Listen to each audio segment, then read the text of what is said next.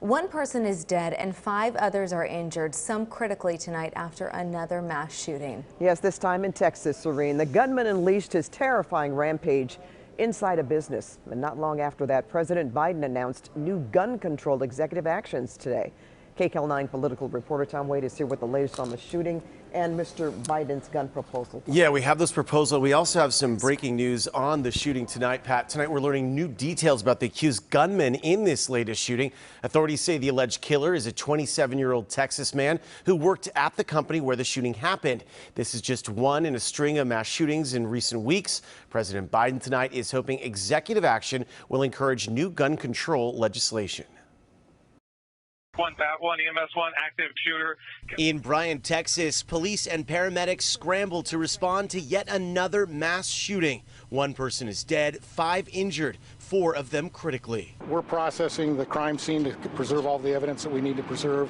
We're also working on notifying next of kin, and we're still interviewing any witnesses that have not been interviewed yet. The gunman started shooting at around 2:30 in the afternoon inside a custom cabinet business. Amelia Rodriguez says she is a painter at the company, Kent Moore Cabinets. I was painting with my co-worker, and I heard like boom, boom, boom, boom, boom, boom, boom. I said, oh, the machine got messed up again.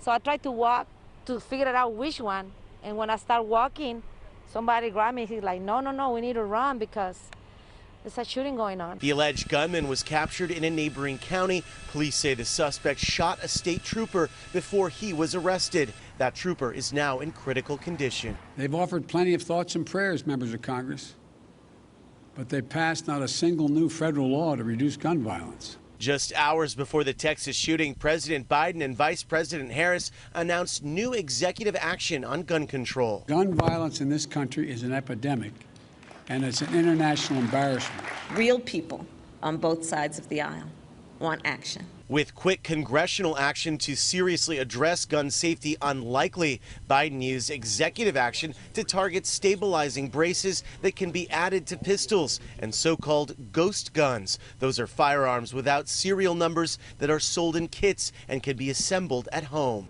Anyone from a criminal to a terrorist can buy this kit in as little as 30 minutes, put together a weapon.